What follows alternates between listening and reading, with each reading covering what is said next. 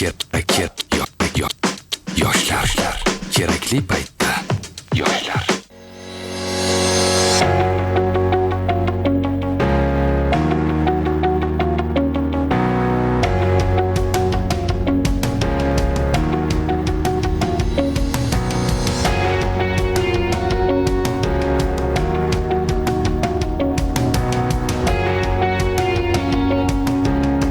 Barchaga assalomu alaykum azizlar. Bir qadam oldinga loyihasini boshlashga tayyorman. Har kuni biz dori vositalaridan foydalanamiz, lekin ularni qanday yaratilishi, sifat nazorati va zamonaviy texnologiyalar yordamida ishlab chiqarilishi haqida hech o'ylab ko'rganmizmi? Menimcha aksariyatimizda javobimiz yo'q bo'lishi mumkin. Bugungi suhbatimiz mana shu muhim mavzuda bo'ladi va biz farmatsevtika sohasida va innovatsiyalar haqida gaplashamiz. Shuningdek, dorilarni ishlab chiqarish jarayonidagi ilmiy yondashuvlarni ham o'rganamiz. Loyiha ekspertlarini tanishtiraman. Farmatsevtika tarmog'ini rivojlantirish agentligi fan, ta'lim va innovatsiyalar bo'lim boshlig'i Marat Ma'murov hamda mana shu agentlikning ishlab chiqarish va mahalliylashtirish boshqarmasi boshlig'i Sunnatilla Obloyorov. Yosh yigitlarimiz, kreativ yigitlarimiz bugun mana shunday yaxshi lavozimlarda faoliyat yuritishyapti. Bu ham bo'lsa yoshlarga berilayotgan imkon va ularni bilimlari bugun nechog'lik asqotayotganidan dalolat beradi. Yigitlar, xush kelibsiz. Assalomu alaykum. Assalomu alaykum. Yaxshi keldingiz. Kayfiyatlaringiz yaxshimi? Assalomu alaykum. Rahmat kattakon taklif qilganlaringiz uchun. Salomat bo'ling. Biz juda ham xursandmiz.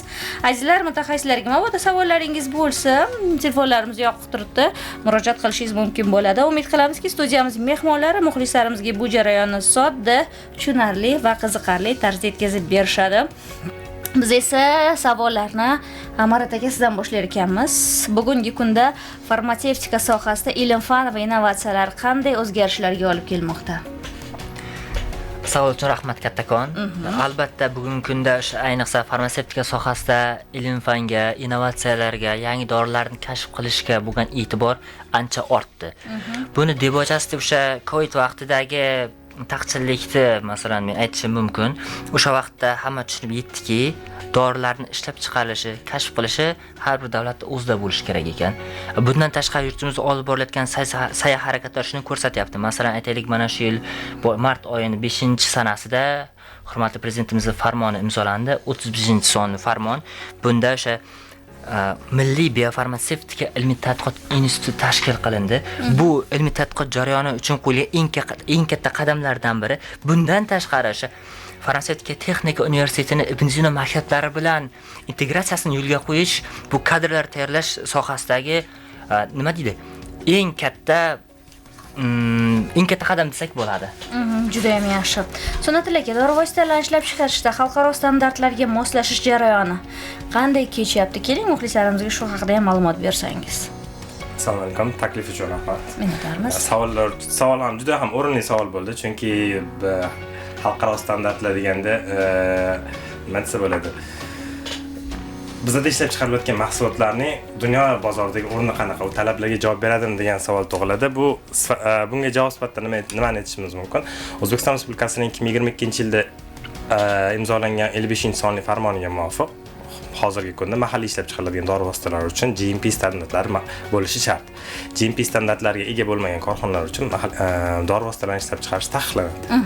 Bundan tashqari xalqaro standartlarga ham bosqichma-bosqich o'tib borilmoqda. Bu birinchi GMP ni joriy qilinish bu birinchi qadam deydigan bo'lsak, keyingi qadamlardan ushbu GMP ni hozirgi GMP standarti, ya'ni Yevropa GMP standartlariga uyg'unlashtirish chora-tadbirlar amalga oshirilmoqda. O'zi GMP nima deydigan bo'lsak, inglizchada aytilganda bu good manufacturing practice deyiladi. Ya'ni yaxshi ishlab chiqarish amaliyoti. Bu xalqaro standart bo'lib, ishlab chiqarish jarayonlarini bosqichma-bosqich tekshiruvdan o'tkazilib, talablarga javob bermasligi o'rganiladi. Endi bu hozirgi kunda bizda 58 ta mahalliy ishlab chiqaruvchimiz GMP standartlariga ega. Bu GMP sertifikati 3 yil muddatga beriladigan bo'lib, 3 yil davomida 1 yilda bir marta ishlab chiqaruvchi korxonalar nazorat qilib boriladi. Endi xalqaro standartlarga o'tish mavzusiga qaytadigan bo'lsak, bunda hozirgi kunda respublikada umuman korxonalarni xalqaro Yevropa GMP standartlariga o'tkazish bo'yicha ko'plab ishlar olib borilmoqda. Bugungi kunga kelib respublikada bitta korxona Yevropa GMP standarti sertifikatiga ega bo'lib, bu korxonani nima deydi? xalqaro farmatsevtik kompaniyalar uchun hamkorlikka chorlashda juda ham katta muhim ahamiyatga ega. Shuning uchun agentlik hozirgi kunda agentlik tomonidan xorijiy ekspertlarni jalb qilgan holda mavjud korxonalarda ham GMP standartlarini joriy qilish bo'yicha ko'plab ishlar olib borilmoqda. Bundan tashqari yana nimani aytishimiz mumkin? Toshkent Farmapark klasterida hozirgi kunda bizda 33 ta loyiha amalga oshirilmoqda. Ushbu loyihalarni ham biznes rejalari ko'rib chiqilayotganda alohida xalqaro standartlarga javob beradigan tarzda qurilishiga ham katta e'tibor berilmoqda. Ya'ni mana shu loyihalardan barchasi hozirgi kunda xalqaro standartlar asosida qurilishi olib borilmoqda. Juda ham yaxshi, barakalla. Endi esa yosh mutaxassislarni biz sohaga jalb qilishimiz kerak, chunki aynan jarayonlar yashayapti, Z avlod dunyoga kelyapti. Ularning qarashlariga mos farmatsevtika sohasi ham yosharish kerak va biz bunga yoshlarni jalb qilishimiz kerak. Aytingchi, mana shu yoshlarni tayyorlash borasida ham menimcha islohotlar bor-a? Albatta, bu borada demak kompleks yondashganmiz. Masalan, birinchi yondashuv bu demak o'zimizdagi mahalliy kadrlari xorijiy oliy ta'lim muassasalari, xorijiy ilmiy tashkilotlarda stajirovkalari, oliy ta'lim bakalavr, magistratura, doktoranturasi va har xil doktoranturadan keyingi fellowshiplarni tashkil qilish masalasida agentlik ishlar olib boradi. Ayniqsa shu fan ta'lim va investitsiyalar bo'limi o'tgan yili 165 nafar mutaxassisi xorijda o'sha malaka oshirishi ta'limni tashkil qilingan. Bundan tashqari, xorij bilan ishlashdan tashqari bizda farmatsevtika texnika universiteti bor va aytib o'tildi. Bu universitet demak Angliyaning Demandford Sunderland universitetlari bilan birgalikda ochilgan. Hozirda o'sha Angliyaning Demandford Sunderland universitetlarini programmasini beradi. Ya'ni o'sha British curriculum bo'yicha, ya'ni Britaniyani ta'lim dasturlari bo'yicha dars beradi. Bundan tashqari dunyoda top 50 talikda turgan Yonsei universitetini sanoat farmatsiyasi yo'nalishini ham demak 2026-yildan yo'lga qo'ydik va 2027-28-yillardan biz Germaniyada birinchi o'rinda turadigan Technical University of Munich, ya'ni München Texnik universitetini biomolekulyar engineering yo'nalishini, biomedical engineering yo'nalishini o'sha farmatsevtika texnika universitetida yo'lga qo'yapmiz. Bilasizmi, München Texnik universiteti engineering sohasida dunyoda top universitetlardan biri hisoblanadi. Top 10 talikdagi universitet engineering sohasida. Aynan mana shu universitet bilan hamkorlikda yo'lga qo'yilishi va ushbu universitet bilan hamkorlikda biz kadrlar tayyorlashimiz bu O'zbekistonning farmatsevtikasini kelajagi sifatida ko'rsatib bo'ladi. Nafaqat O'zbekiston, balki bu MDH davlatlarini ham qamrab oladigan darajadagi kadrlar bo'ladi deb bemalol ayta olaman. Albatta, jahon talablariga demak javob beradigan kadrlar. Kutib qolamiz u kadrlardan albatta biz natijalarni ham. Xo'p, Sunnatullaga to'liq qiymat zanjiri instruksiyasimi, konstruksiyasimi, iborasimi nima desak bo'ladi, hozir qulog'imizga ko'p chalinyapti.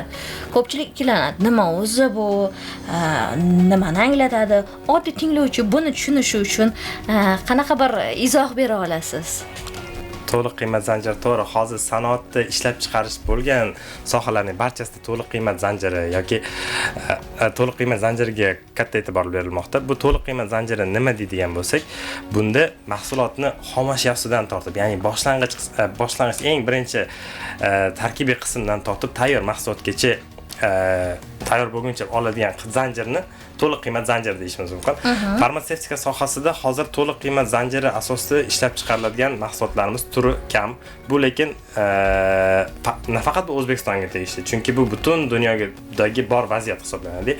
Ya'ni farmatsevtika mahsulotlarini ishlab chiqarish uchun, umuman dori vositasini ishlab chiqarish uchun bizga birinchi xomashyo kerak bo'ladi. Bilamizki, farmatsevtika sohasida xomashyo bo'yicha dunyoda ikkita yirik katta davlat bor, Hindiston va Xitoy respublikalari bo'lib, bular butun dunyoga xomashyoni yetkazib berishadi. Shu sababli ham xomashyo sikl bo'yicha nafaqat O'zbekistonda, balki farmatsevtikasi rivojlangan Yevropa davlatlarini olamiz, Amerika davlatlarini olamiz ham, ular ham to'liq qiymat zanjiri orqali mahsulot ishlab chiqarmaydi. Lekin hozirgi kunda farmatsevtika sanoatida juda ham katta o'zgarish ketmoqda. Ya'ni kimyoviy tarkibli dori vositalariga qaraganda hozir biologik biofarmatsevtika mahsulotlariga e'tibor kuchaymoqda. Chunki ularning zarari kam kimyoviy dori vositalariga nisbatan. Shuningdek, bularni ta'siri selektiv, ya'ni tanlab borib ta'sir qiladi va samarasi juda ham yuqori. Bu yo'nalishda bo'lsa to'liq zanjirda mahsulot ishlab chiqarish mumkin. Chunki ko'plab anaqa mahsulotlar hujayralarda yetishtirilib, hujayralar orqali olingan hisobiga amalga oshiriladi. Bunda mahsulotlar to'liq bu yo'l orqali to'liq zanjirga erishishimiz mumkin. Lekin biotexnologiya yo'nalishida bizda hali qilishimiz kerak bo'lgan juda ham ishlar ko'p. Sohani o'sha soha mutaxassislarini oldida mana bizda fan ta'lim bo'yicha anaqamiz o'tiribdilar, mana o'tiribdilar. Bilishadi, hozirgi kunda biotexnologiya juda ham katta e'tibor berilmoqda. Farmatsevtikasi rivojlangan davlatlarda biotexnologiya hisobiga ishlab chiqarilgan mahsulotlar ulushi ortib bormoqda. Men o'zim o'rganganimda Amerika bo'ladimi yoki Koreya davlatlari, Yaponiya davlatlari, rivojlangan Yevropa davlatlarida hozirgi kunda biotexnologik mahsulotlarning ulushi ortib bormoqda bo'lsa. Shu sababli shu yo'nalishda harakatlanishimiz kerak va shu yo'nalishda biz to'liq zanjirni o'zimizda mahalliylashtirishimiz mumkin. Bizda shunday zanjirning hamma qismlari bormi yurtimizda? Yo'q. Qaysi nima ma'noda? Mana to'liq qiymat zanjirini noldan oxirigacha bir-biri bilan o'ziga bog'liq deyapsiz. Mana shu jarayonlarning hammasini O'zbekiston miqyosida amalga oshirsa bo'ladimi? Bitta narsani aytib o'tgan bo'lardim. O'tgan yili bizni agentlik va farmatsevtika korxona vakillari bilan Turkiyaga xizmat safari amalga oshirdik. Xizmat safari amalga oshirganimizda xorij tajribasini o'rganish maqsadida bir nechta zavodlar ishlab chiqaruvchi korxonalarga tashrif amalga oshirganimizda bitta korxonaga borganimizda ularda mahsulotni ishlab chiqarishning to'liq zanjiri mavjud edi. Ya'ni lekin biz farmatsevtika sanoatidagi muhim qism bu xomashyo. Xomashyo hisoblanadi. Xomashyo va undan keyingi tayyorlangan tayyor mahsulot.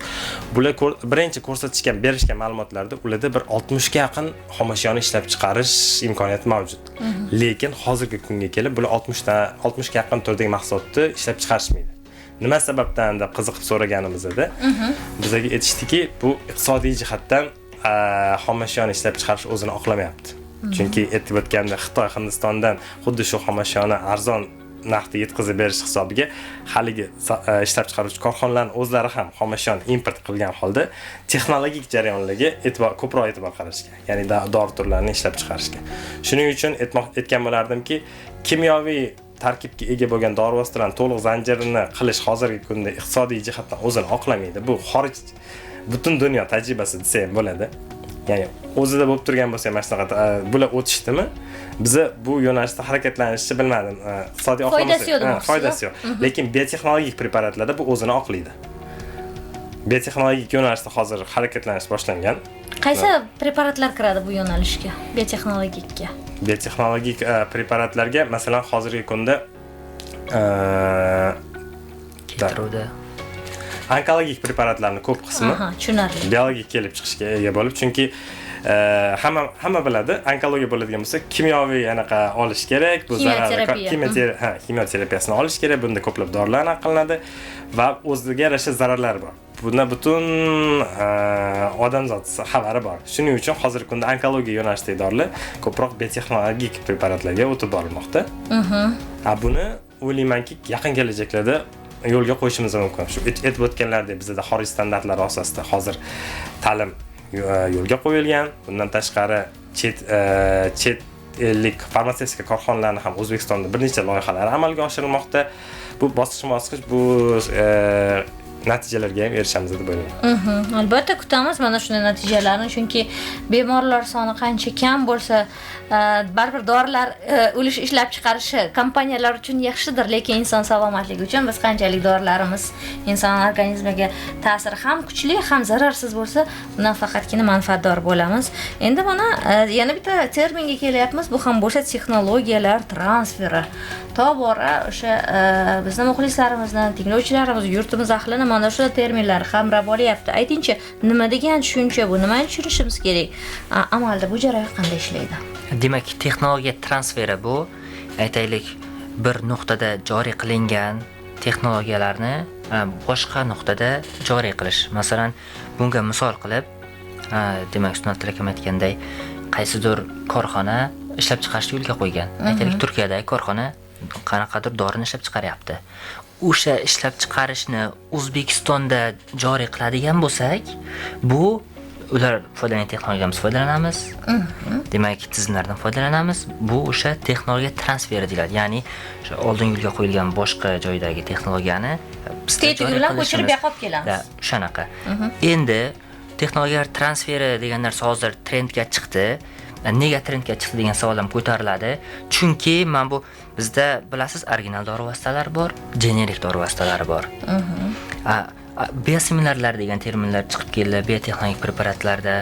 Demak, bunda qanaqa bo'ladi? Original preparatni kashf qilish bosqichlari bor. Birinchi aytaylik, drug discovery bosqichi bor. U bosqichda o'zi bu dori bo'ladimi, yo'qmi tekshiriladi. Undan keyin klinik old tadqiqotlari bor. Hujayralarda, hayvonlarda ko'rgan klinik tadqiqotlarda, odamlarda sog'lom, bemor odamlarda ko'rgandan keyin tekshirib ko'rib, haqiqatan bu dori aytaylik samarasi, demak ta'siri, zararsizligi, barcha ko'rsatkichlar isbotlangandan keyin demak ro'yxat o'tkaziladi va iste'molga taqdim etiladi. Mana shuncha demak jarayonlarda o'zining xarajati bor. O'sha xarajati bo'lgani sababli original dori vositalari narxi qimmat bo'ladi. Hamda ular patentlangan bo'ladi. Masalan, aytaylik bitta onkologiya hozirgi vaqtda asosan patentlangan dori vositalari bu onkologiya vositalar. Masalan, aytaylik bitta tabletka $1000 bo'lishi mumkin. Bu tabletkani masalan O'zbekiston sharoitida sotib olib, bu bilan davolanish juda qimmatga tushib ketadi. Lekin mana shu joyda texnologiya transferi degan narsa dan foydalanadigan bo'lsak, ya'ni aytaylik biror tashkilot yo'lga qo'ygan narsani biznikilar o'rganib, o'zimizda joriy qiladigan bo'lsa, texnologiya transferini qo'llasak, biz ancha arzonga ushbu dorini ishlab chiqarish yo'lga qo'yishimiz mumkin. Mana buni qo'llab-quvvatlash maqsadida o'sha aytib o'tgandek PF 35-son prezident farmonida texnologiya transferi qiladigan korxonalarga imtiyozlar berildi. Aytaylik, biror bir dorini patent muddati tugagandan keyin 1 yil ichida ishlab chiqaruvchini yo'lga qo'yadigan bo'lsa, xarajatlarni 50%, $50,000 gacha bo'lgan miqdori qoplab beriladi.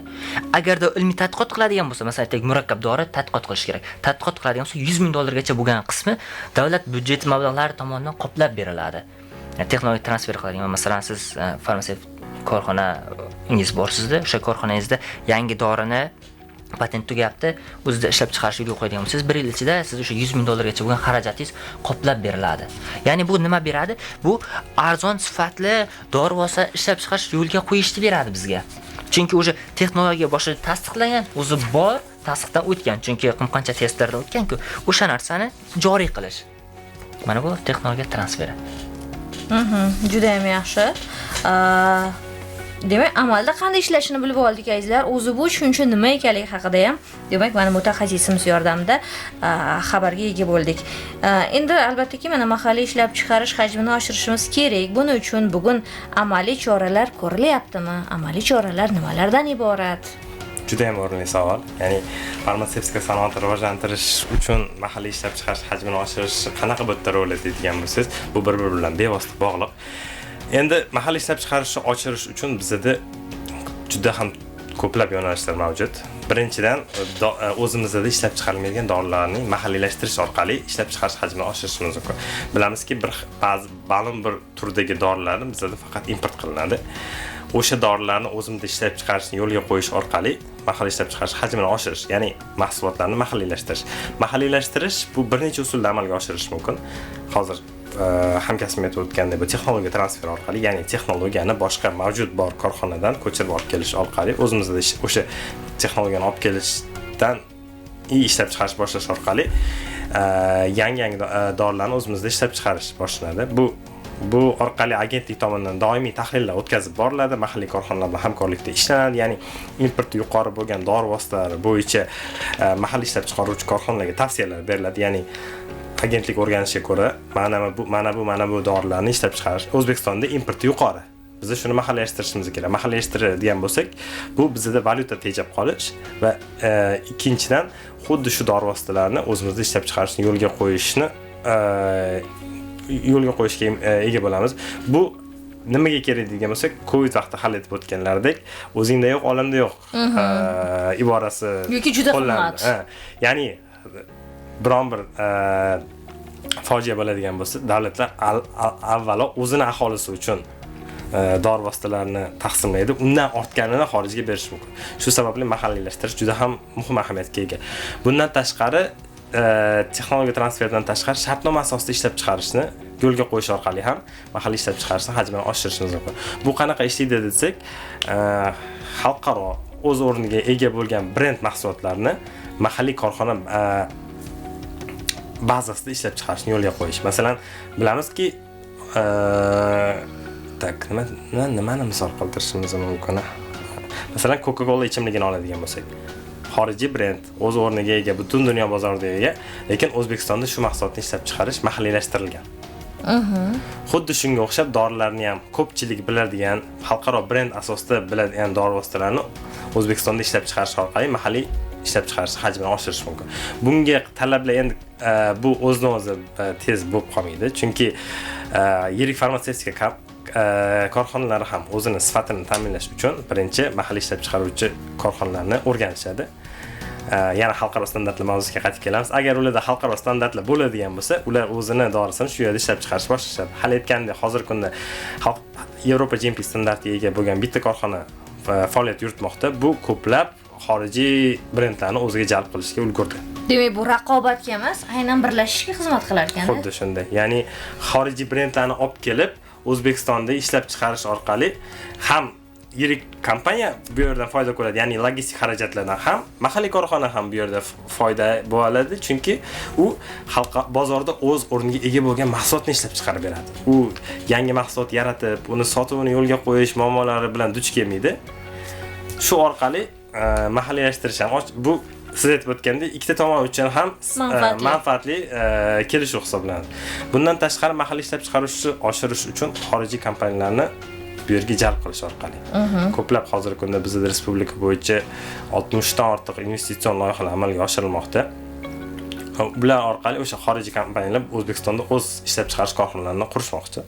Shu qurish orqali zavodlarni ushbu zavodlar ishlab chiqarishni yo'lga qo'yish orqali, mahalliylashtirish orqali ishlab chiqarish hajmi ham bosma-bosqich ortib bormoqda. Demak, natijalarimiz o'tgan yilga nisbatan yaxshiroq.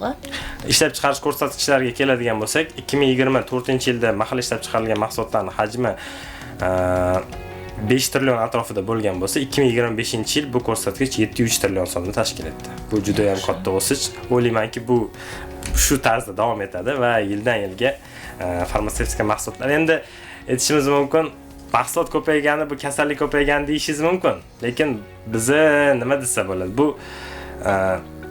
Bu ko'rsatkichlarga mahalliylashtirish orqali shu paytgacha o'zi import ham bo'layotgan preparatlarni O'zbekistonda ishlab chiqarishni yo'lga qo'yish orqali, ya'ni amalga oshirish bizning asosiy maqsadimiz hisoblanadi. Biroz qo'shimcha qilmoqchiman shu yerda. Biz Toshkent Farmapark sifatida, farmatsevtika agentligi sifatida o'sha mahalliylashtirish, lokalizatsiya deyiladi. Master of localization bo'lmoqchi emasmiz, ya'ni mahalliylashtirish bo'yicha master bo'lmoqchi emasmiz. Biz nafaqat mahalliylashtirish, balki yangi dorilarni kashf qilishni ham o'zimizda yo'lga qo'ymoqchimiz. Shu sababli hozir Toshkent Farmapark klaster hududi ham kengaydi. Biopharma City'ga aylandi. Hozir biz park emas, balki city bo'ldik. Ya'ni kattalashdik. Bu albatta o'sha ko'plab xorijiy investorlarning bizga jalb qilinishi natijasida yuzaga keldi. Va bilasizmi, sohani har doim doimiy barqaror rivojlanishi uchun ilmiy tadqiqot bo'lishi kerak. Biz agar ilmiy tadqiqotni yo'lga qo'yib yangi dorilarni o'zimizda kashf qilmasak, biz hozir faqat mahalliylashtirish bo'yicha nima deydi, qanday natijaga erishamiz, o'sha bilan to'xtaymiz. Masalan, aytaylik, yangi nomdagi 300 xil yoki 500 xil dori vositasini mahalliylashttiramiz. Yana keyingi 70 yildan faqat o'shani chiqaramiz. Bu narsa bizga barqaror rivojlanishni bermaydi. Bu uchun biz nima qilishimiz kerak? Ilmiy tadqiqotni yo'lga qo'yishimiz kerak-da, ilmiy tadqiqot orqali yangi dorilarni kashf qilishni o'zimizda yo'lga qo'yib rivojlantirsak, bunda biz yuqori natijalarga erishamiz. Mana shu yuqori natijalarga erishish tufayli farmatsevtika sohasi, demak, gullab yashnaydi, bizda rivojlanadi. Demak, shu o'rinda mutaxassisimiz Toshkent Farm Park klaster haqida ham ma'lumot berib o'tdilar. Uni hozir yirik bir cityga aylanayotgani.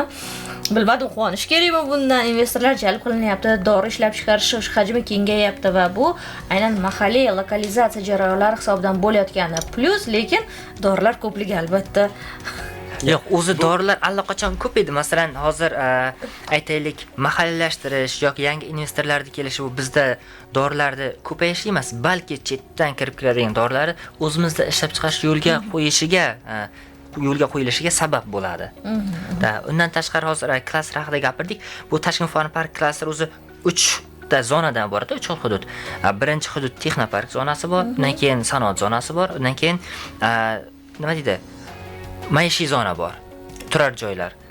Bizda o'sha texnopark zonamizda aytaylik administrativ binomiz, ilmiy tadqiqot markazimiz bor. Ilmiy tadqiqot markazimizda yangi dorilar kashf qilinadi. Undan keyin universitetimiz bor. Universitetimizda bular haqida ta'lim beriladi. Yangi kashf qilingan dorilarimizda klinik tadqiqot markazimizda tadqiqotlar olib boriladi. Validatsiyadan o'tadi. Undan keyin klinik tadqiqot markazimiz bor. U yerda yana insonlarda validatsiyadan o'tadi.